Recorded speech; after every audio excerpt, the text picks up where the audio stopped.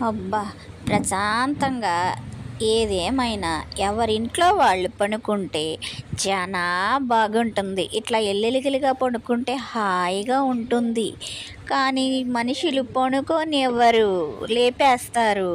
అబ్బబ్బబ్బబ్బబ్బబ్బా! అసలే నేను ఒక పిల్లని పెట్టాను. మీకు తెలుసా? కానీ ఈ మనుషులు పట్టించుకోవడం లేదు. నా పిల్ల దాచుకుందామని నా పొట్ట కింద పెట్టుకుంటే ఆ పిల్ల కాస్త చనిపోయింది.